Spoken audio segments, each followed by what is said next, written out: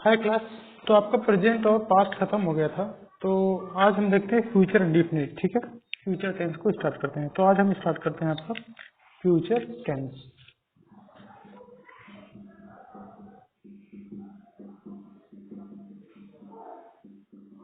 देखिए, जब तक आप लोग क्लास देखोगे नहीं, तब तक सीरियसली नहीं देखोगे तो कोई मतलब नहीं है क्लास देखने का। मैं भी ऐसे पागलों की तरह जैसे लगता है कि बना रहा हूँ क्लास, आपको तो कोई देखना नहीं है। बच्चे देखते हैं मेरे हिसाब से 1 मिनट या 50 सेकंड देखते होंगे, उसके बाद बंद कर देते होंगे, और कोई मतलब है नहीं देखने का। कोई नहीं, कर लीजिए अपना टाइम वेस्ट, लेकिन टाइम आपको भी बताएगा कि उसकी क्या कीमत है ना। तो चलो फ्यूचर टेंस पढ़ते हैं। तो फ्यूचर टेंस में पहला टेंस है जो हम देखते हैं फ्यूचर इंडेफिनिट टेंस। ठीक है, तो पहले टेंस को हम पढ़ते हैं फ्यूचर इंडेफिनिट। ठीक है,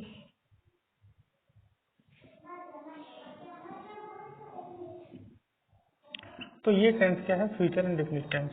अब देखो, फ्यूचर इंडेफिनिट टेंस क्या करता है कि ये वो टेंस होता है जो शो करता है कि कोई भी आपका work in future action. Future action मतलब कोई भी आपका फंक्शन है जो वर्क का, वो किसमें? फ्यूचर में मानेंगे कि फ्यूचर में ऐसा होगा, तो उसको बोलते हैं फ्यूचर। देखो, दिस टेंस एक्सप्रेस मतलब यही है, ये टेंस एक्सप्रेस करता है, express an action an action that is to take place in future, to take place in future। तो ये ऐसा सेंटेंस है जो कि ये डिनोट करता है कि कोई भी एक्शन है वो फ्यूचर में होगा।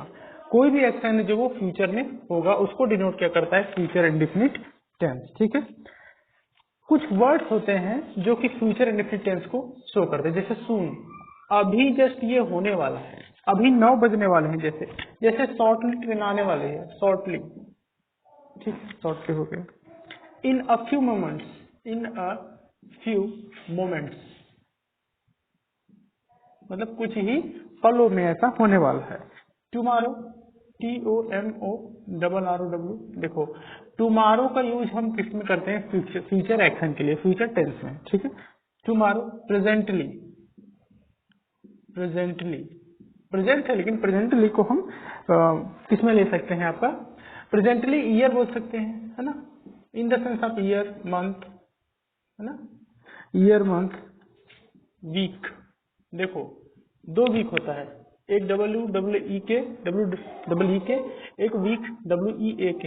इस वीक में क्या होता है? सप्ताह। और इस वीक का मतलब क्या होता है? कमजोर।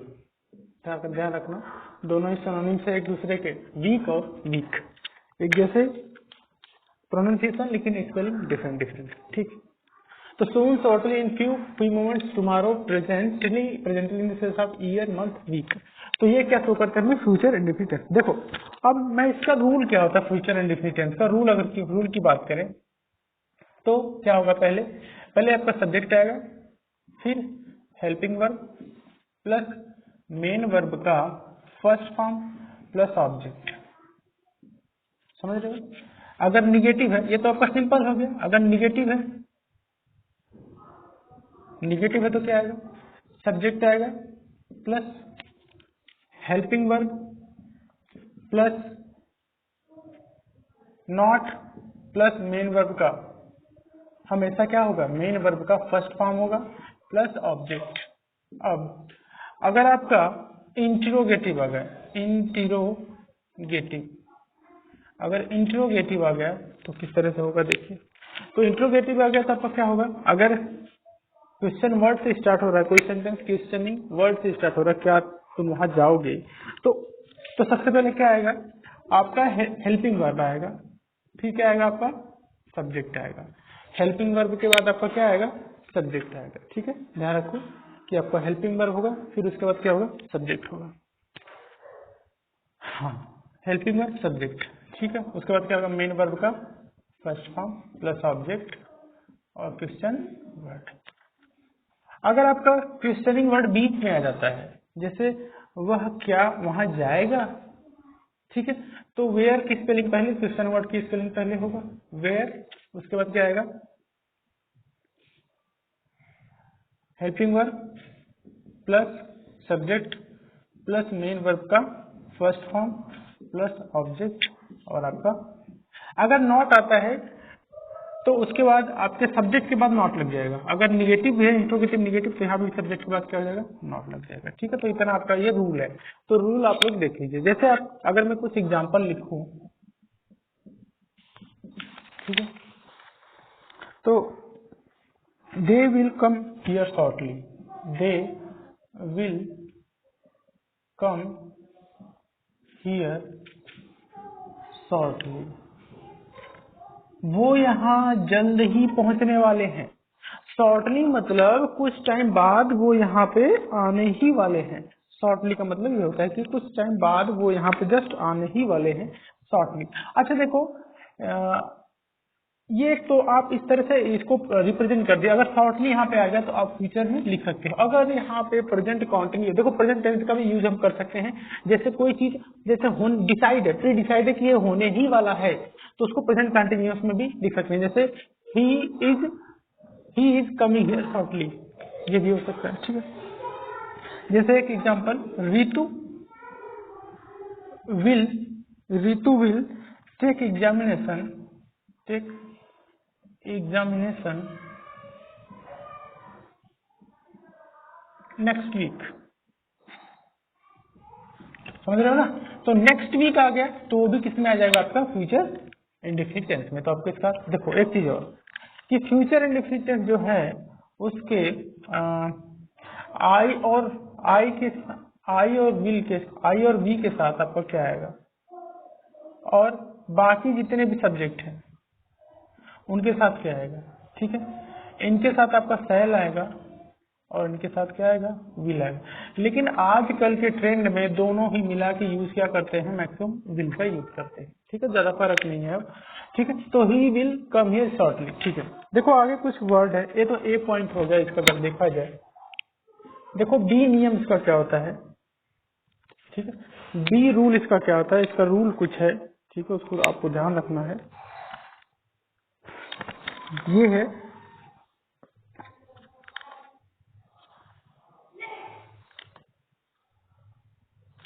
कि कुछ फ्यूचर एक्शन जो होते हैं, some future actions denoted in present, मैं बोला ना प्रेजेंट कॉन्टिन्यूअस टेंस। तो कुछ एक्शन ऐसे होते हैं फ्यूचर इंडेफिनिट के जो कि हमें शो करते हैं, जो प्री डिसाइड है, वो शो करते हैं हमें फ्यूचर कॉन्टिन्यूअस। जैसे they are coming tomorrow, tomorrow तो है, दे आर कमिंग टुमारो, वो कल आ रहे हैं, ठीक है। वे कल क्या कर रहे हैं, आ रहे हैं। तो ये भी आपका क्या शो कर रहा है कि कोई डिसाइड है, प्री डिसाइड है। तो प्री डिसाइड है इसलिए इसको दे विल कम टुमारो नहीं लिख के क्या लिख रहे हैं, दे आर कमिंग टुमारो। तो आपको फ्यूचर एक्शन यहाँ पर दिख क्या रहा है, फ्यूचर एक्शन होने वाला है। लेकिन फिर भी हम इसको किस में लिखे हैं, प्रेजेंट टेंस में, प्रेजेंट टेंस के प्रेजेंट कॉन्टिन्यूअस में। तो फ्यूचर एक्शन को हम कभी कभी अगर वो डिसाइड हो तो उसको हम किस में लिखते हैं, हम उसको लिखते हैं आपके प्रेजेंट कॉन्टिन्यूअस में। जैसे आपका एक एग्जांपल अगर मैं और लिखूं, she is marrying soon with her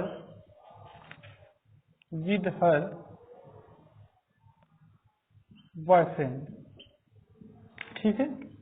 वह जल्द ही अपने बॉयफ्रेंड से क्या शादी करने वाली है, विवाह करने वाली है। तो क्या है यहाँ पे देखो, सून जल्द ही, आपको पता चल रहा है फ्यूचर एक्शन का, लेकिन फिर भी हम इसको किसमें लिख रहे हैं, फ्यूचर एक्शन है, लेकिन हम इसको लिख किसमें रहे हैं, प्रेजेंट में, प्रेजेंट कॉन्टिन्यूअस। एक एग्जाम्पल जैसे लिखो कि, जैसे मैं एक एग्जाम्पल लिखूं कि I will go tomorrow, I will go tomorrow Mumbai by flight. देखो ये डिसाइड है, प्री डिसाइड है। तो अगर आप इसको फ्यूचर में लिखो ठीक है, फ्यूचर भी ठीक है, लेकिन हम इसको इस तरीके से भी लिख सकते हैं कि I am going Mumbai tomorrow. Tomorrow भले आ जाए लेकिन इसको भी हम फ्यूचर कॉन्टिन्यूअस में लिख सकते हैं। I am going Mumbai tomorrow by flight. तो फ्लाइट से मैं टुमारो क्या कर रहा हूँ, मुंबई जा रहा हूँ। तो इतना भी ध्यान रखना है। तो दो इसके रूल थे, दोनों रूल आई थिंक आप लोग को समझ में आया होगा। तो मैं इसको एक बार रफ कर देता हूँ, उसके बाद सी रूल देखते हैं कि सी रूल क्या है। इसको एक बार नोट कर लो मैं आप लोग, चाहे देखते हुए चले। देखो वीडियो आपको जब तक पूरा नहीं देखोगे तब तक नहीं समझ में आएगा, ठीक है। जैसे अगर कोई बड़ा काम करना है तो उसके लिए क्या शुरुआत में ही करके एक जैसे छत पे ही चढ़ना, तो क्या एक सीढ़ी चढ़ के बोल दोगे अब चढ़। अब छत पे नहीं चढ़ा जा रहा है भाई, चढ़ो तब ना। छत पे जाना चाहोगे तब तो चढ़ोगे। तो हिमालय पे अगर चढ़ना है तो आप जाके ही बोल दो भाई देख के हमें नहीं चढ़ना है, तो फिर कोई मतलब नहीं उसका। थोड़ा मोटिवेशन रखो, पढ़ते रहो। देखो सी क्या रूल है कि future action is also expressed present indefinite tense. तो फ्यूचर एक्शन जो होते हैं, future action also show the present indefinite tense, present indefinite tense. तो आपका जो कुछ ऐसे सेंटेंस भी हैं जो आपके फ्यूचर एक्शन को भी आप किसमें लिखवा देते हैं, प्रेजेंट इंडेफिनिट में। तो मैं क्या बताया, जो फ्यूचर इंडेफिनिट है, फ्यूचर इंडेफिनिट तो चलेगा ही, और ये प्रेजेंट कॉन्टिन्यूअस भी हो सकता है, में भी लिख सकते हैं, और प्रेजेंट इंडेफिनिट में भी लिख सकते हैं। ध्यान रखो, प्रेजेंट इंडेफिनिट, प्रेजेंट कॉन्टिन्यूअस दोनों में ही कुछ एक्शन होते हैं जिसको हम लिख सकते हैं, ठीक है। जैसे she arrived, she is arrive, she is arrive. चलो मैं अगर ये लिखता हूँ सी इज अराइविंग, ठीक है। अगर मैं लिखूं एक सी अराइव, पहले ये लिख लेता हूँ फिर आपको समझाता हूँ दोनों। She arrive from USA, from USA next month, next month. She arrives ना, सी अराइव्स, देखो फ्यूचर में है कि वह क्या नेक्स्ट मंथ आने वाला है। आपको तो लग रहा है क्या, आपको लग रहा है कि ये क्या है पूरा आपका फ्यूचर इंडेफिनिट, फ्यूचर टेंस, लेकिन इसको क्या डिनोट किया, प्रेजेंट इंडेफिनिट। तो she arrives from USA next month. आप देखो इसको इस तरह से भी लिख सकते हो, present continuous, she is arriving from USA next month. ये भी सही है, सो ओके।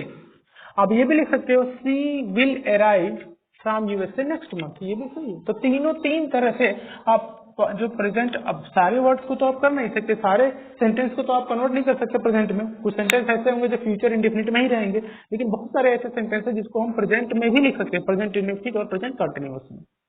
तो she arrive from USA next month, तो ये भी सही होगा। एक एग्जाम्पल और देख लेते हैं।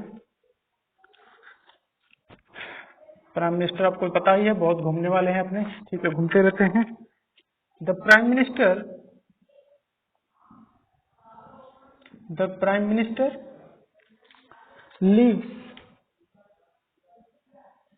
lives for Lucknow, for Switzerland tomorrow. तो कल, अभी इस टाइम पे जाने वाले नहीं है, ठीक है, इस टाइम पे कहीं बैठे होंगे, तो the prime minister leaves for Switzerland tomorrow. तो दिखने में लग रहा है कि फ्यूचर, लेकिन हम इसको किसमें कन्वर्ट कर दिया, प्रेजेंट इंडेफिनिट टेंस में। तो आप ये प्रेजेंट इंडेफिनिट टेंस के बारे में था, पूरा का पूरा वीडियो आपको इसी के बारे में है, ठीक है।